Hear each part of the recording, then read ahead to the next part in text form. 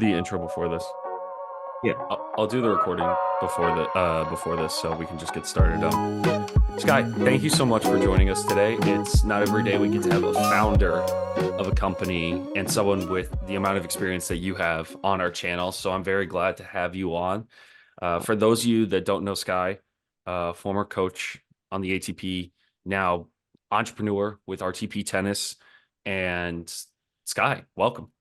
Thank you. I really appreciate you having me here. Yeah, it's let's have some fun. Yeah, I Yeah. like the attitude. I think the first part is your your business adventure with RTP Tennis. Mhm. Can you tell us your journey to how you got to where you are today?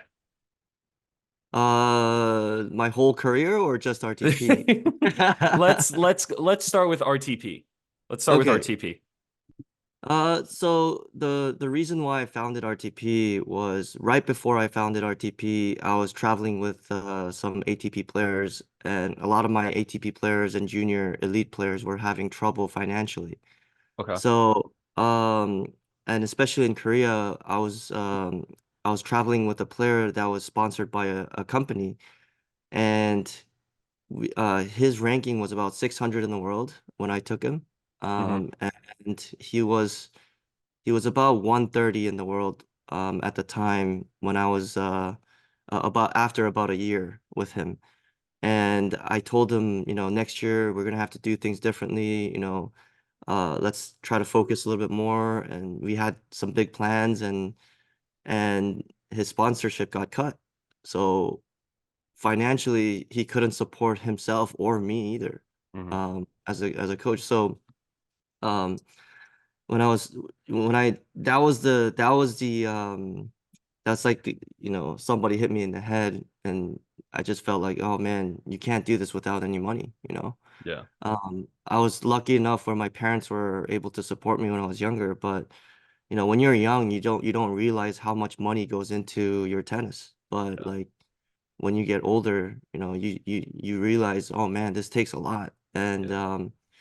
previously, when I was playing, at IMG or some of the other academies, my friends they told me, oh, I can't go to this tournament, and I was like, why? And he's like, I don't have any money. My parents can't support me. So at the time when I was a teenager, I was like, oh, that's weird. I was thinking like, well, that's weird. You're almost better than me. Why aren't you able to travel? Yeah.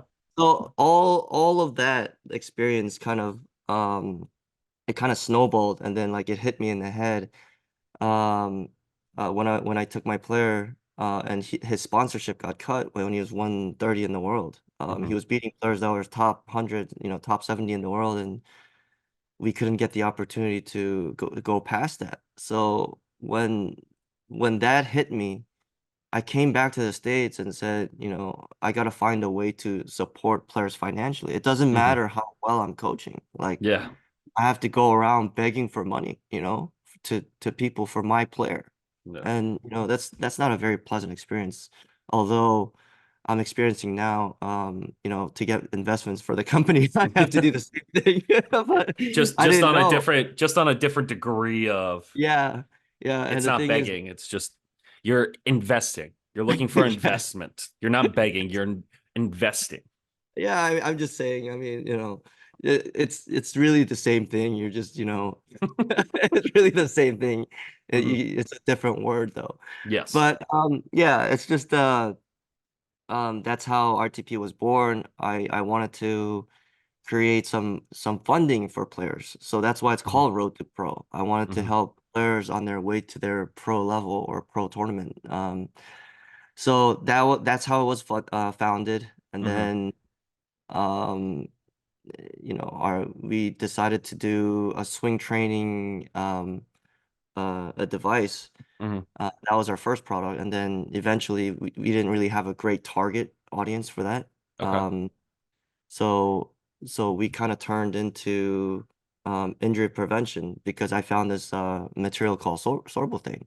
Hmm. Um, yeah, so that's basically how Road to Pro was founded. It Wow. was just to trying to financially fund these players that had talent. Hmm. and the discipline, but just didn't have the financial power or, financial backing from their parents or, anyone. Yeah. So yeah, so that's how RTP was founded, Hmm. and it's been 9 years now. Wow. We started funding some players, but with COVID and everything, we had some tough times, so we Hmm. had to stop helping. We had to stop funding them, but we still help them with the gear and stuff. So Hmm. yeah, so that's how RTP came about. For it's amazing to see kind of that entrepreneurship, at least with what tennis has to offer. I guess Mhm. I say that with the caveat of you're trying to enter a space, and this is not just you, but for anyone. And we mentioned this off camera a little bit, but not to get into the details of that. But Mhm. you're trying to make people go out of their comfort level and routine, because we all know how routine or Yeah, superstitious tennis players are, to try a new product that yeah, has yeah. no name recognition or has no um, history with another pro.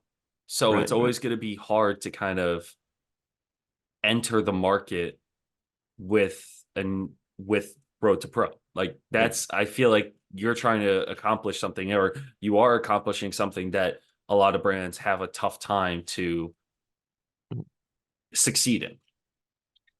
Yeah, I think I was lucky enough where I had, taken in ATP players, Hmm. and I think my YouTube channel, I wasn't gonna use my YouTube channel for marketing purposes. It was just Okay. strictly for coaching. And Hmm. um I I had my YouTube channel for about 2 years, and then you know, um and RTP was actually founded way before I started my YouTube channel. Hmm. And the thing is, like, um, people think that in Korea. I'm doing my YouTube channel in Korean. So Yeah.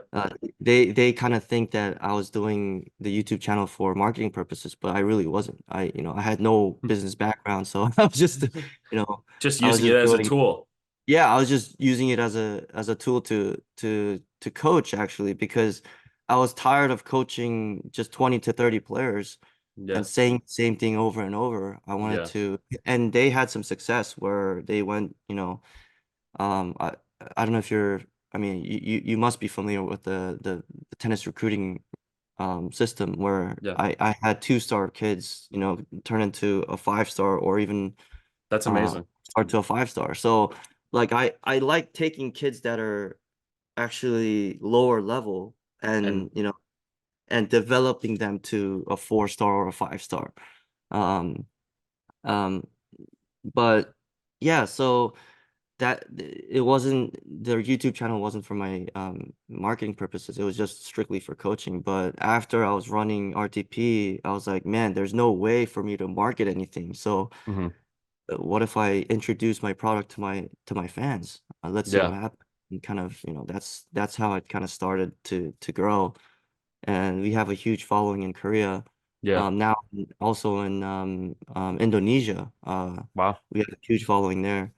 Um, but yeah, I got lucky where I guess I had built my career where I was taking junior players. I had Hyun Chang Hmm. an Orange Bowl with me when he was 15. Wow. I had some ATP players. I had experience in Grand Slam, coaching at Grand Slams. So Wow.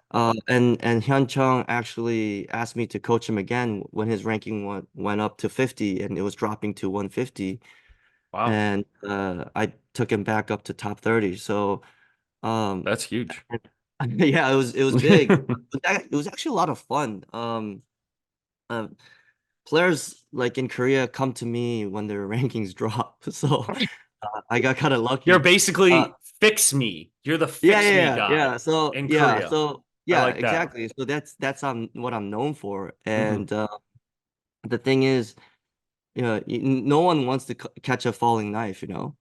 Um, Is that a common that, phrase? I've never heard that before. you've No never one heard wants that to. before? I've never heard. No one wants to catch a falling knife. I've never heard that. Yeah. That's interesting. Yeah, no one. I mean, I think it's more of a business term where, when Yeah, stocks are falling, but yeah, I mean, no one wants to, catch a falling knife. And I think a lot of these players are missing just, one or two components in their game. And that's where they see, because when players are thinking about that weakness for, concentrating on that weakness, all they can think about is that weakness. yeah, They don't think about their strengths. So yeah, they kind of fall into the domino effect where like their weakness affects their strengths, and it yeah, kind of, I'm sure you would know, like if your backhand's not working, your forehand was great, but like you're so focused on the backhand, your forehand starts not working, and then your serve kind of goes, and then you have no game. It just yeah, feels like you have no game, and then yeah, you feel horrible, like you can't play with any strokes. yeah. So, um, what I try to do with my players is I don't try to go in there and just, try to fix things right away. I try to have a lot of conversation and trying to figure out what's bothering them mentally. So it can Okay. be physical, it can be, you know, everybody says it's mental, like tennis is a mental game, but Yeah. yeah, but what is a mental game? Like it can be anything from environment, your Mhm. technique, your parents, your friends. Yeah. I mean, it could be anything. So I dig deeper into their game where Okay. I have a casual conversation and trying to figure out what their actual problem is. The problem at the core might be very different from what you see in the surface. Hmm. So that's what I did, and um, I've had some I've had some success with that, Hmm. and um, um, and right now I'm busy with RTP, so I haven't been able to coach as much. Hmm. But I love trying to help players that are, almost in a slump, trying Yeah. to get them out of that slump. Because I mean, as a player, everybody goes through that. Yeah. And you never want to see a player go down, like, Yeah. with injury or a slump. It's a horrible feeling. Yeah. It's It feels probably one of the horrible. worst. It's one of the worst feelings because it's something that you can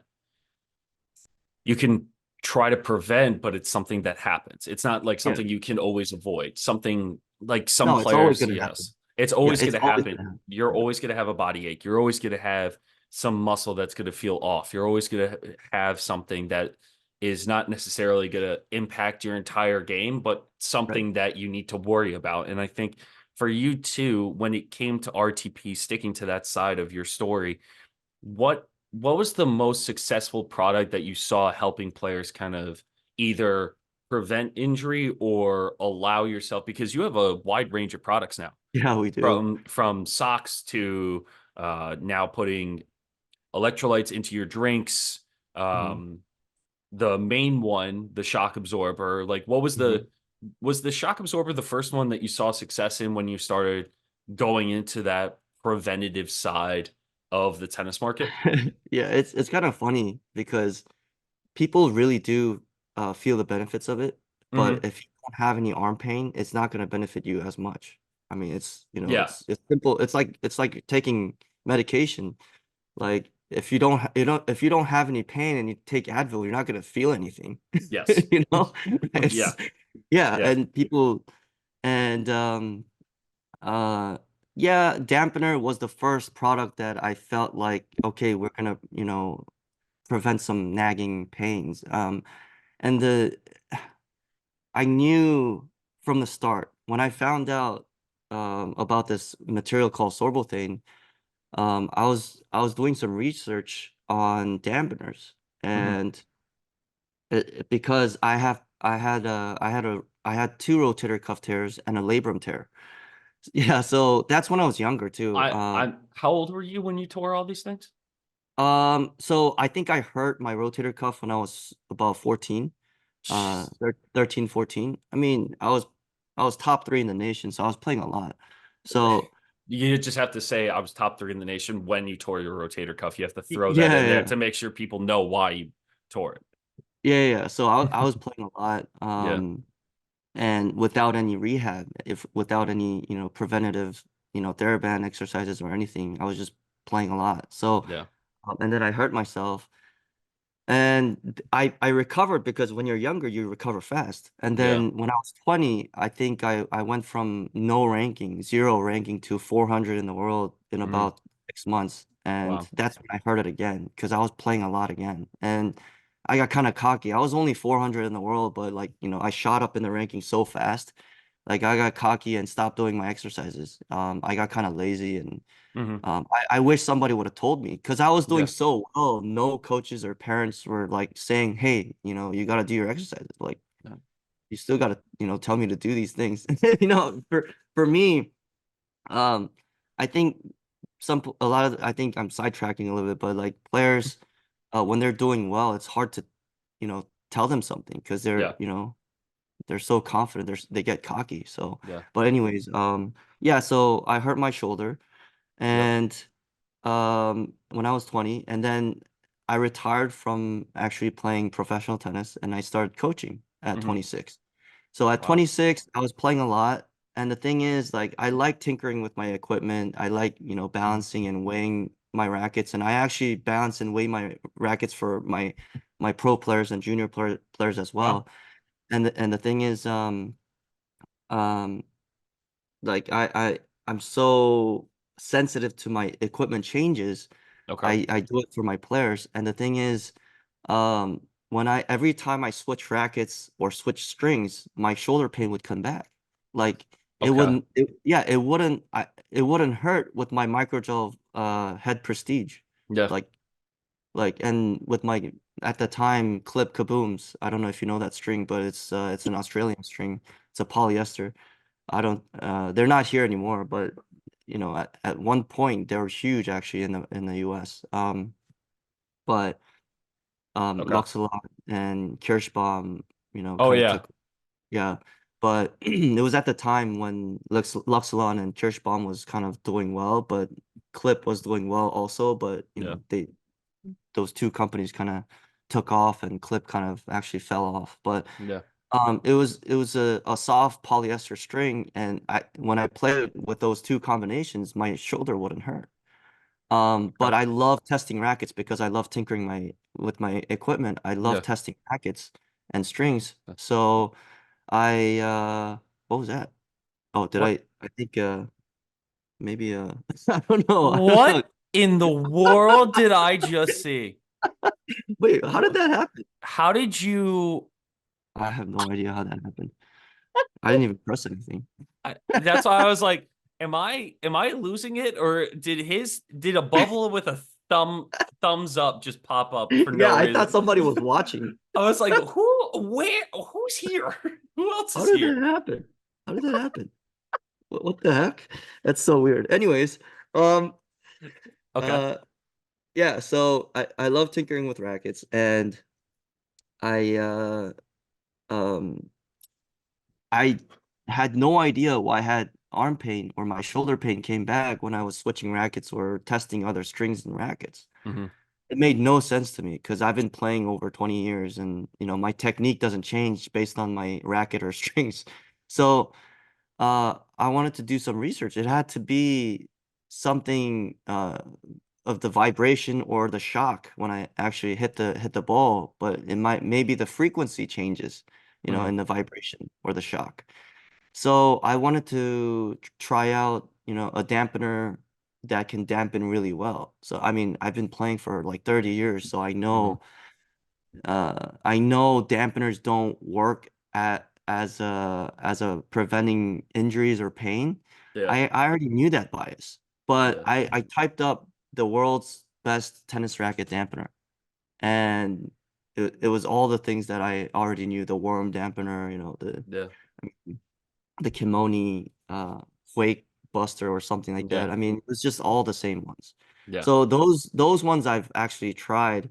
I've tried most of the dampeners, and then I was like, no, I tried all of these. So I typed up the world's best material for vibration dampening, Okay. and then like 10 materials came up, and that 10 out of the 10 list, the best material was sorbothane because it can absorb shock and vibration at the same time. Most of them do Okay. one. Yeah. They only do Okay. one or the other. but Sorbothane can do both vibration and shock. So I bought some on eBay, and when I bought some on eBay, I thought it was gonna be a fake material, so I bought some on Amazon too. I bought a bunch of Sorbothane, To pads and just to test it out. yeah, just to test it out. And Okay. once it came, I cut a piece of Sorbothane in a square piece, Mm. and I stuck it on my microgel Okay. while I was using my Luxilon Alu Power. Alu Power was the most it was the string that gave me the most trouble with. So I Yeah. always wanted to use that string, but I couldn't use it because It's my just pain too came back tense. right away. Yeah, Yeah. yeah. And then the first after I stuck a piece of Sorbothane on my racket, the first hit that I had with the Sorbothane, I was like amazed. Like Really? no pain, first of all. First of all, no pain. Okay. But second thing was the feel was horrible. Like I couldn't feel the ball at all because Yeah. the material was so good. Because And I was like, oh my it would God. just Yeah. keep it together. You wouldn't be able to feel it because it's absorbing everything upon Yeah, contact. yeah, literally. And then after like 10 shots, I had a regular bounce on the court and I hit the frame and I couldn't even feel that. Like Wow. it was so amazing because I mean I've been playing for 30 years and I felt a lot of different strings, a lot of different material. I mean, it's something that I've never felt before. And I was Yeah. like, wow, this is amazing. Like it's not hurting my shoulder, first of all. Yeah. And and then the thing was like, man, if I made this product, I would get so much shit for it. Because the bias is so strong against Yeah. that. You know, I was like, oh man, what should I do? Like, should I make the product or not? I kept on going back, and then I kept trying because it felt so weird. Like Yeah. the hits felt so weird. So eventually, I had to find a way to make it and make it feel good for the players. Yeah. Um, so I actually contacted Sorbothane about a week later, and they're based out of Kent, Ohio. And I asked them like, I'm trying to make this tennis racket dampener. Um, how do I get in touch with you guys and develop this dampener? I asked them and emailed them, and I got an email right away. I wasn't really expecting much. I didn't really expect to get a reply, and they replied to me right away Really? saying, "Yeah, we'd love to make the dampener for you." And I was like, Wow. "Wow, okay, let's do it. But how should we do it?" And he's like, "Let's meet up." The founder told me, "Let's meet up." And I'm like, "You're in Kent, Ohio. I can't leave right now because Yeah. I'm doing lessons and you know."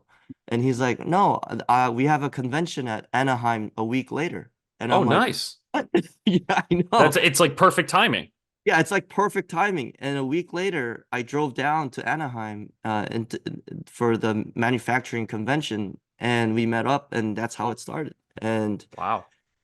for 2 years, we tested different types of sorbothane softness, Mhm. and the plastic that we were using to hold the sorbothane, because sorbothane is so soft that Yeah. when we put it on like a regular dampener, the center tears in half in 30 minutes. So The you know how when you use a sorbethane or dampener, the dampener itself? the sorbothane, when I put a square, cut a piece of a square on a sorbothane, or Okay. actually mold it into a form of a regular dampener, you Yeah. know how it has like the grooves, Yeah. and you just stick it on. Yeah. Because sorbothane is so soft, it kind of cuts through that middle like in Yeah. 30 minutes. You know how like the regular dampeners, if you use it for a long time, it kind of cuts into the dampener and Yeah. it becomes loose. Yeah. Yeah, yeah. So And it just becomes loose around the outside and it feels like it doesn't even grip to anything yeah, anymore. yeah, exactly, Okay. exactly. Like in the center of it. And then Mm. usually with like normal silicone or rubber dampeners, that happens like in a month or two. Okay. Sorbothane did that in like 30 minutes. So we had to find a way to hold the dampener or the sorbothane. Okay. So that's how we came up with the plastic. Hmm. But the thing is, when we used the plastic, it felt different. It actually felt better. Like the hits Yeah. felt way better than just using sorbothane. Okay. So we're testing different types of material where I wanted to see if it affected my shoulder, the Okay. pain. So essentially, so the product that you were testing essentially is kind of you put it through yourself to see if Oh it's a yeah. good product. Yeah. And it reminds me kind of this is a random example that came to my head, but it's like how Apple would say their Steve Jobs would test out everything himself to make sure that if he liked it, more people would like it out on the market. And it kind of seems that similar way where you're taking the product for a specific purpose and Hmm. seeing if it does its job for Hmm. you. And if it does its job for you, then it should do its job for everyone else.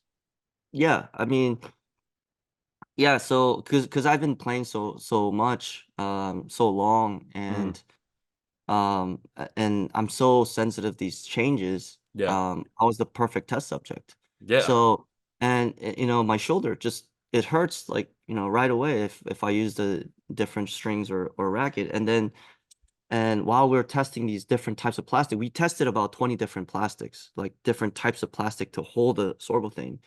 The Okay. reason being is I tested about two or three different ones, and I could feel and I could hear and feel the difference in the pitch, like when I hit the ball. Really? Yeah, it was so interesting. I just don't know why there's no research on this. Because I'm not a science guy. I'm not a scientific guy. I just do tests on myself, and You the seem people like a around me. scientific guy because of the frequency. You're like different Well, pitch, different sound, different feel. Where's my research? Where's my yeah. scientist to Uh, like mark this all down for me? Yeah, I mean, we can do it, and we could ask like, these colleges and these labs to do it. It just takes a lot of money to do it, so that's Yeah. why we don't have the funding to do that. So Yeah. the thing is, when we were testing different types of pitches, with the plastic, the funny thing was, different types of plastic gave us a higher pitch in the when we hit the ball, and it And what felt great. Like when you hit the ball, like that pop you get, the like yeah, middle you of the you get racket kind of feels addicted to great. that. Like Yeah. yeah, it feels great. And the thing is, like the higher the pitch, it sounded great and felt great, but my shoulder would hurt. And then the Okay. lower the pitch, my Okay. I was aching, my muscle was aching a little bit. Which So muscle? The shoulder muscle or the no, no, arm? no. Like when I the higher the pitch, it felt like my tendons were hurting. Like like Okay. how Yeah. your tendons tear and it's like a tendonitis, or Yeah. you could kind of feel it almost on the bone Yeah. when you have tendonitis. So that's where I had the pain Yeah. when I was using a higher pitch plastic. When I was using lower pitch plastic, I would have muscle aches on my arm. Okay.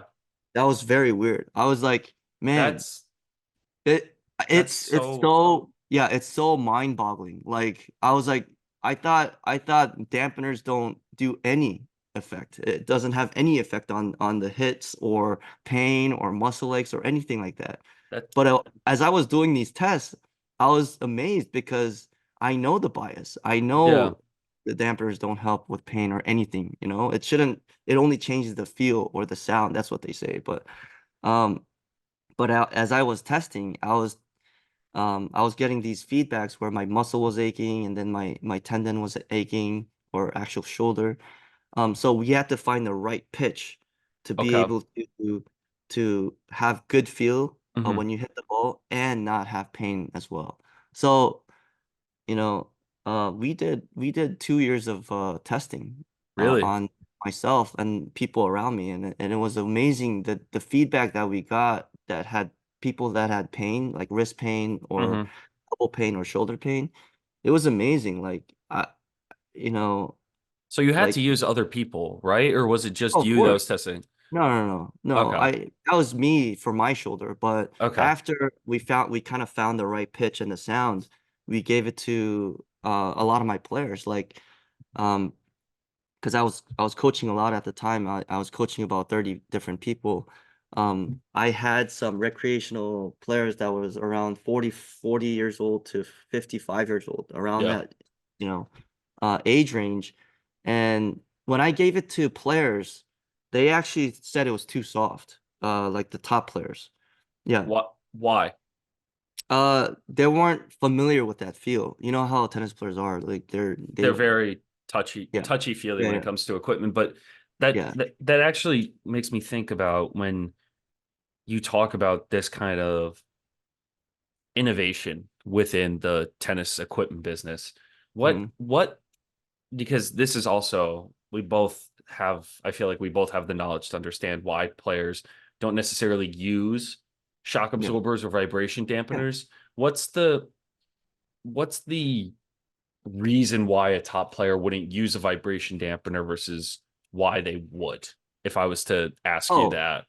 uh, I mean, I think people just kind of they don't really want to deep dive into what dampeners do Yeah. because the more you talk about the equipment and dampeners or whatever, like it just makes you look bad as a player and a coach. I think, Really?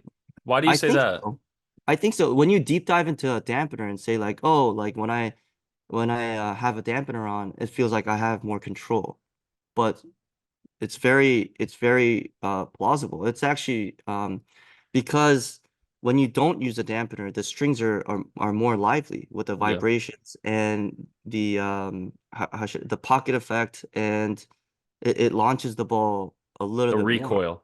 Yeah, the recoil of the string or snapback, I should say, Yeah. is it feel you we as a player, like we can feel that.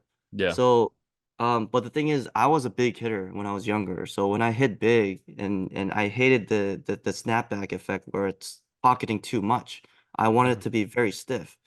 But at the same time, I wanted to soften the string bed. So that's how our dampeners work. But um, when you use a dampener, it kind of stiffens the string, and it kind of it vibrates less, and the snapback effect is a little less.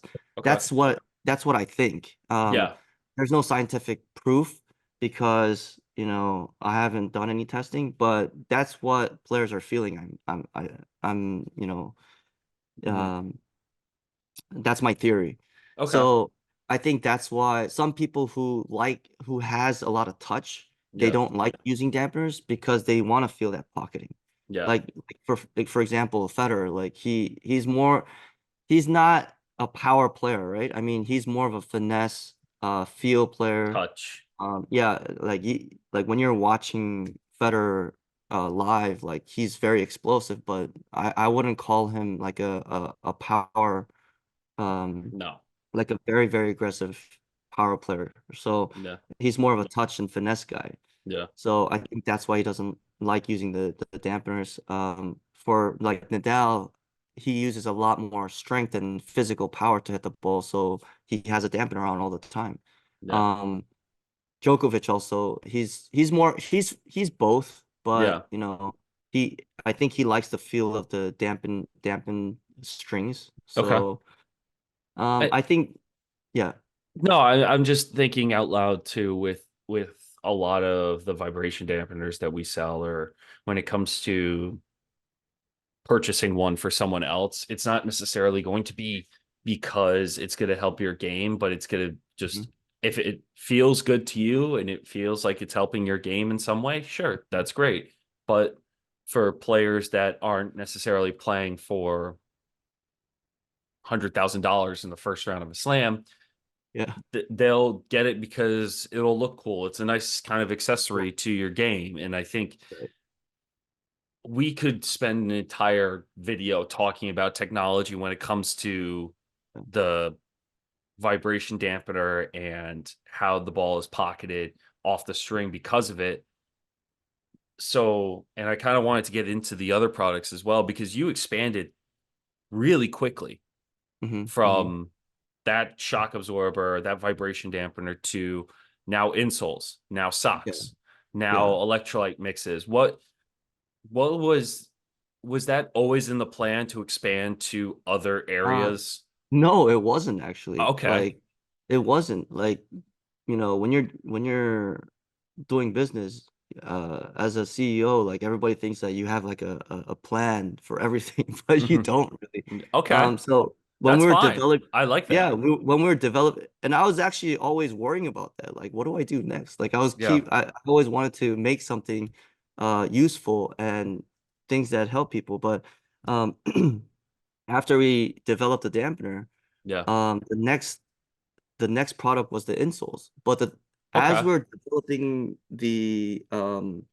dampener, we were developing insoles at the same time because Okay. I had like the reason why I actually stopped playing was because of my knee injury. And Okay. it's not from tennis, but tennis made it worse, where it's called OCD. It's a very rare condition, and uh OCD, as in the. yeah, it's called osteochondritis Okay, dissecans. thank you. It's not a yeah, it's a different Not different OCD. it's a different OCD. Different It's a OCD. very rare knee condition. It Okay. kind of happens in the knee and your elbow as well. Okay. But I had two knee surgeries. It never got better. So that's why I had to stop because after I played amazing in the first tournament, my knee couldn't hold up the second tournament. You know, when you Yeah. play futures and challengers, like You're there for a in order for while. you to yeah, in order for you to break through, you have to win like two or three futures in a row, or you can't be like winning, three futures in a year, and then Yeah. And you you survive have and to expect to make an actual living. yeah, so you have to like win three futures in a very short span. And the thing is, my knee wouldn't recover by the time I had to play the second one. Okay. So I had to eventually stop. But as we were developing the sorbal thing, the dampener, I was Hmm. like, man, this material is awesome. Maybe it can do, magic for my knee because it did magic for Yeah. my shoulder.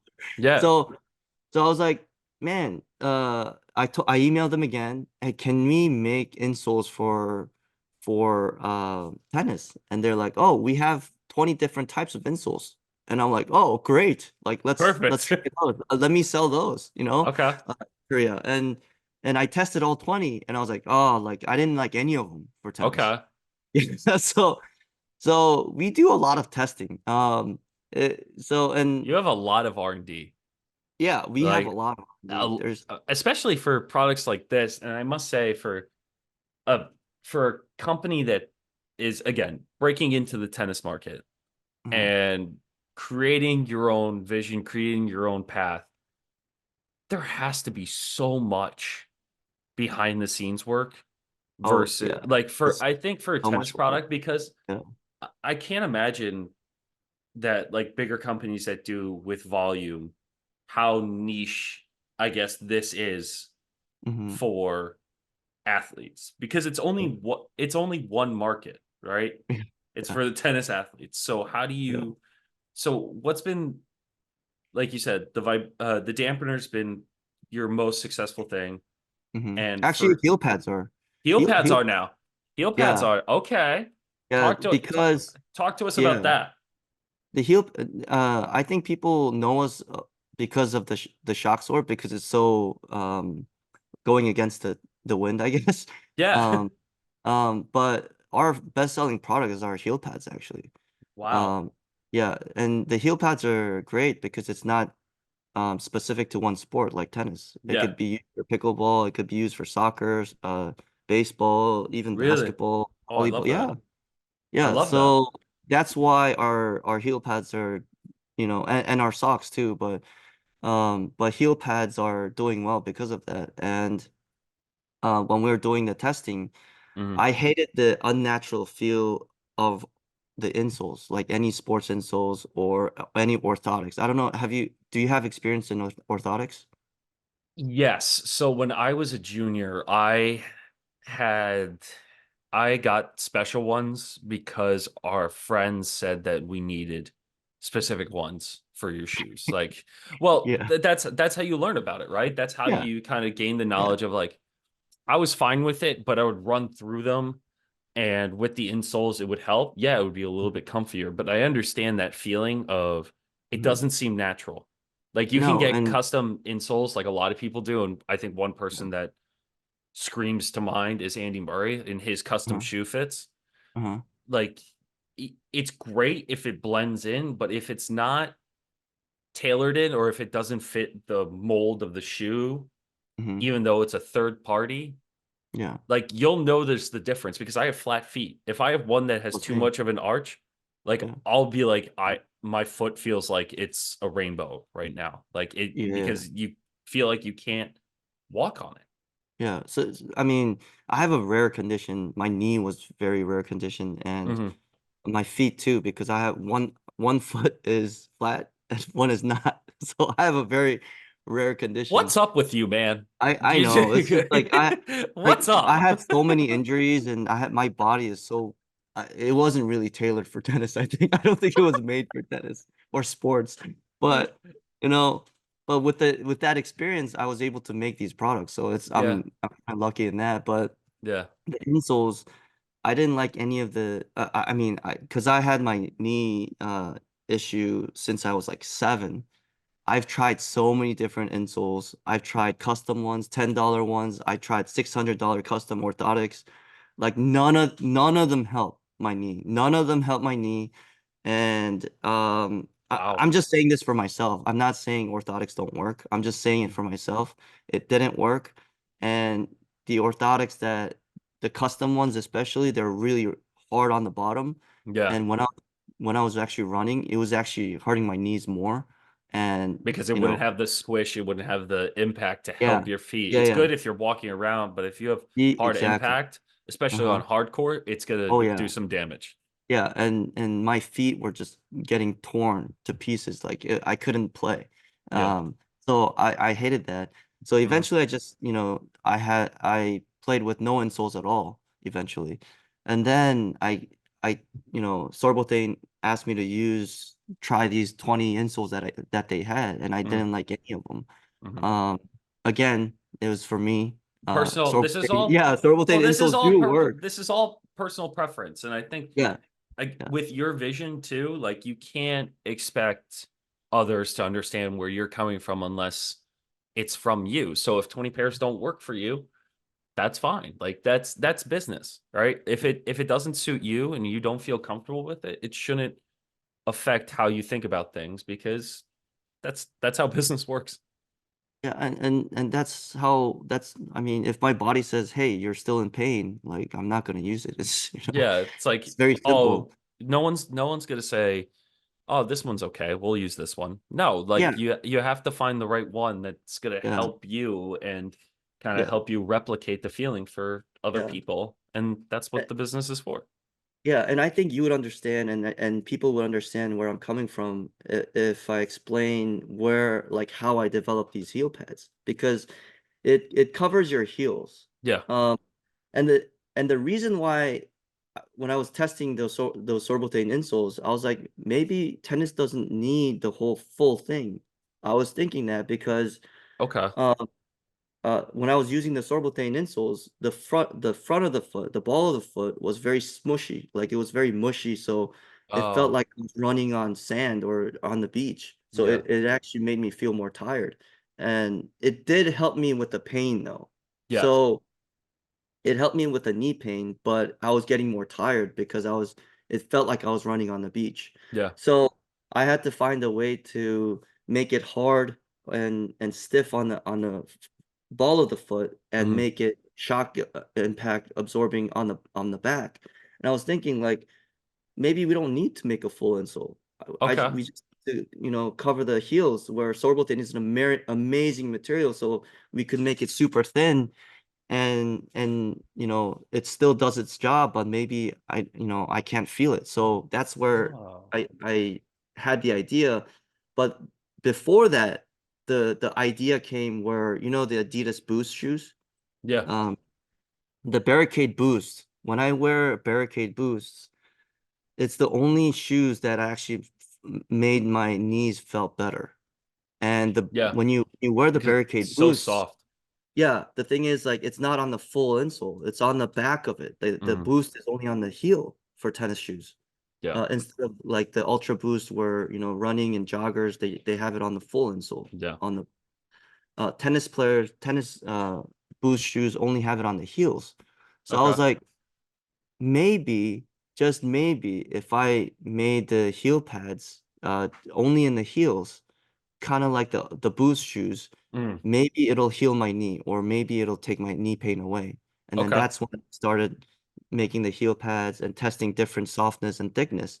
And the thing is, like, um when the thickness was off, my I had a whole body ache. Like if it was too thick, yeah. I Wow. mean, I got my body was in bad shape after I used like a bad or too high Yeah. or too soft or too, stiff of a heel pad. It was I was actually having more problems with my body than my actual knee. So and then we finally found the right thickness and the right softness. Yeah. Once I found the right softness and the thickness, I I tested it for a day and my knee felt so much better Okay. from like I a like that. 9 pain to like a 3. And Wow. then gradually about a week to 10 days, my pain almost went away. And I didn't even notice that. Like Wow. I didn't even notice it, and my wife noticed it because after I do my lessons, I come back home and I'm foam rolling and doing ultrasound every day, like almost every Wow. day to make it feel better. And then Yeah. after those 7 to 10 days, my wife told me, "Hey, why aren't you foam rolling?" And I'm like, "Oh, wow. Like, yeah, I haven't. My knee That's feels better." awesome. Yeah, That's awesome. and that's how the heel pads were made. Um, I I'm looking yeah. at I didn't mean to cut you off, but I'm looking at the No, heel good. pads now, and it's fascinating because when I think heel pads, I was thinking you made like a fully custom like heel, put your heel on it. No, Not no, no. it's underneath the sole Yes, of the shoe that you have. exactly. So And you could barely feel them. so You you could, can barely feel okay. them. And Yeah, these things are small. yeah. It's two It's kind millimeters. of and I'm not gonna lie, I wonder if you did this on purpose, but it looks like a shock absorber for your racket because it's at the bottom of the foot. Yeah, yeah. It is. Because it's Yeah. that shock absorber to make sure the rest of the foot is Hmm. fine. And that's I love that ingenuity. And I'm Yeah, not and just then saying that because you're here, but I'm fascinated by thank- um how the technology has kind of developed in a way where you can do one simple thing and yeah, make everything, not everything, but have such an impact on your body. yeah. And the thing is, I always had back pain. I always had back pain. I always thought it was my bed. Like maybe it was too soft, maybe it was too Mhm. firm. I always like switched mattresses, and after we developed the heel pads, my knee pain went away, and then gradually my back pain went away. So my I don't have any back pain anymore. So like it's Wow. actually amazing how much shock So buy you the put on the product that heel. has made his entire body lose pain. That's essentially what we're saying right now. Yeah, I am pain free yeah, because of these heel pads. yeah. And the thing is like I we're trying to promote this as much as we can, but when you look at the product itself, it's not much. It goes Yeah. underneath your actual insoles, like original insoles for your shoes. So you don't really So have to do anything. You just have to put them back no, in. cosmetically, you don't have to do anything. Like it just needs to work, right? So Hmm. like, when we're trying to like test these insoles, like there's a lot of different types of insoles on the market where they're testing like bowling balls or like Yeah. it actually looks cool, but like ours is very simple. Yeah. It's just the material that absorbs a lot of shock, and you just put it underneath your heels, Yeah. and it's very hard to market the product, but luckily a lot of people had success with the heel pads, and a lot of soccer players use it in Korea. Really? Yeah, a lot of pro players use it. Love it. They're, I never knew, but soccer players have a lot of turf bruising on their heels, Yep. so they're like, this is great, and their ankles It's turf felt burn. great. It's Yeah, and for soccer players too. I've played a bit, but that's probably it's the same type of movement that you would have in tennis in terms of lateral and mhm, acceleration and speed. right. But I never would have thought soccer players using this product because you see a Mhm, lot of them just double sock or put one sock underneath or mhm. ankle tape it. So that's fascinating that you point that out too. I never really would have thought of that. Yeah, and then uh yeah, a lot of soccer players are using it, and then again, our socks are actually used by a lot of soccer players as well, and pickleball players. Wow. Actually, the number two player in the world, Megan Fudge, is using our socks actually. Wow. pickleball. Yeah, and she can't promote it because we're not paying her, you know, and she has an apparel contract with, someone else. But I mean, we make awesome products. And those non-slip socks Yeah. usually are treated on the outside. Ours is treated on the outside and inside. Yeah. So your feet and your socks and the shoes become one. It never moves. I love So that. yeah, and then uh our competitors, when they have the non-slip pads, it's usually silicone. Silicones are Yeah. super cheap. And the thing is that it's about 4 times to 5 times thicker than our product, Yeah. where our slip or non-slip pads are 400 micrometers. Theirs is about 1600. Yeah. So yeah, exactly. So you could actually feel them like inside the shoes or when Yeah. you wear, but when you wear ours, you can't feel ours at all. So and you could feel the difference when you actually use your old pair of socks. Like when you put our socks in, it just feels so comfortable and natural. Like Yeah. don't feel anything, and then you put on your old socks, then and you slip everywhere, then you Yeah. start to know, oh, these actually work.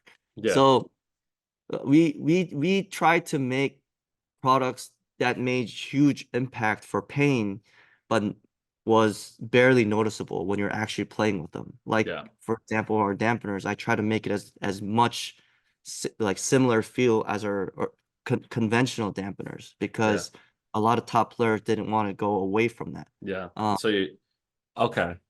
So it's yeah, and then more creating the yeah, similar feel, but having a feel different outcome with exactly. how it's going to make your body feel after playing with it. Exactly.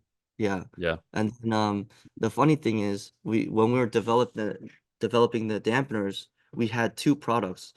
We had the soft version and the a little bit hard version. But the thing Yeah. is the soft version was actually the original. And I had the Okay. original. I had people test the original Okay. and players didn't like it because it was too soft. So Hmm. we actually launched with the harder one, where it Okay. actually felt a little bit more like the conventional dampeners, but it still, protected you. Yeah. Then I was so convinced about the soft one, we launched it a year after, and the soft one actually did better as a product. Okay. And the Okay. thing is, like, yeah, you never know what's gonna do better because just because you're testing with, Yeah. people that you know or, even the blind tests, Yeah. uh, people actually give you feedback where like, oh, this is more familiar feel, so I like this one. But the thing is, Yeah. when you put it out on the market, people respond to more of a drastic change, I think. Hmm. Um, I yeah, like that. so yeah, it's very difficult because I Mhm. never did business. My dad, my parents, I don't come from a business background, so Really? yeah, it was very tough for me to get into business. So, Um, so what was the biggest eye opener for you? Because you've coached professionals, you mhm. coach juniors, you coach rec players, and you started your own business. What do you think the biggest for you? What do you think the biggest eye opener was from having your own business as a coach to having your own business as a business owner? Um, I think tennis players when I think tennis players think what they're going through is like, you know, the like when they experience some hardships, it feels like everything's not going your way and it's the toughest thing in the world. But Yeah. when you run a business, there's so many things that can go wrong. There's so many things. Like I don't know if I should talk about it here, but like manufacturing is so hard. Like manufacturing is I don't recommend it to anybody. Like no, seriously, like I appreciate all these little products and then like when I buy my computer or monitors or whatever, I'm like amazed like how these things work because how How they're how do you made. yeah, how do you control the defective rates? Because yeah, like it's crazy. Like a lot of our products, like it's something very, very new. Yeah. So people didn't know, like our companies that we were working with didn't know how to make them. So Wow. like we had to like the defective rate was 25%. 25%. So And we what? So one every four. is going to Yeah, be one defective. every four. Like, how do you do business with 1 out of 4? I mean, 3 out of 4. You can't really. Like, there's no way. There's Like, no profit margin numbers when it don't comes work to out. that. No. Yeah, numbers don't work out. That's So wild. That's for so many wild. years, we had to pick out all these defective ones, and yeah, because we had You all had our to dampers were made handmade, so we are picking out all the defective ones to the good ones, and we're only selling a small batch of them, yeah, and then these like sometimes they don't even give us a refund because once you package the product, you know it's over. you don't get refund for packaging or labor work. Wow. So I mean it's so tough. But right now we got rid of a lot of the defects, so Okay, finally good. actually market the products and say like, hey, we could They're kind of scale. available. Yeah, they're available. But like They're before, available to purchase. yeah, before I was like, no, don't do any marketing because we don't have enough. We don't have enough to sell. Like and the thing is, like if we sell products that have problems, that's gonna be even Worse because you don't worse. want it. You don't want your Yeah, product out there if it's exactly. going the If it's opposite way for exactly, everything. Wow. I mean, tennis players are not gonna give us a chance, like a lot of chance, anyways. And if they receive a bad product, it's over for us. So we had to handpick our best ones to Wow. actually provide to these players and our customers. And Jeez. now that finally we have a good batch and um these uh get these defects out of the way, Yeah. finally we actually do some marketing and say, hey, like these are available now. It's These we are proud to say that these yeah. are the ones that we get to use. Yeah, I and like now the that. dampeners are V3, the version 3s. Yeah. Yeah, the socks are V2s. Heel pads are we didn't name it V2s, but the new version's coming out soon too. They're gonna be red heel pads actually. Ooh, So yeah, so I mean, yeah, love that. slowly we're changing things, but it's been rough. Yeah. No, it gives you kind of that. This is not to discourage anyone, too. I feel like this is Mhm. just the eye-opening story of how you start a business, not just in the business world, but in the tennis world. Like this is just such a hard and thankfully Sky seems to be doing well with it despite his fast aging process of the company. I think this is just a lesson that everyone needs to learn and a story that everyone needs to hear about because that's what it is. That's what tennis is. It always has a story and luckily we've had the opportunity to have you on the channel to talk about it. Oh, Like thank you. this Yeah. is fantastic and I think for you, Sky, I know I've taken a lot of your time today, but I just appreciate you being here and talking to us about your product and talking to us about your journey. And is there anything you want to shout out before we take off? Your social media, YouTube channel, anything like that? Oh yeah, I mean, yeah, you can follow us on RTP tennis. That's our handle for our Instagram, and Mhm. rtptennis.com is our website. But yeah, I mean, all of our products that we make, we put a lot of care and R&D into it. And Mhm. I know a lot of tennis players, they know the bias of, dampeners not helping with the pain, but we really did our research and Yeah. uh, we tested a lot. So uh, they should give us a try. A lot, I mean, pro players like Quinn, Yeah. like they wouldn't use it if it wasn't helping them. Then Yeah. it's not like for show, right? Yeah. So I agree. um yeah, and a lot of our products, not just dampeners, but heel pads, socks, and electrolyte drinks. We try to do things that can help players. So yeah, give us a try.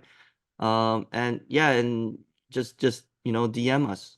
Yeah. And we'd love to help players that are striving for pro level or even college. So yeah, I just love it. DM. Thank you. I appreciate it, Sky, and make sure to follow Sky as well on Instagram if you want to follow him as well.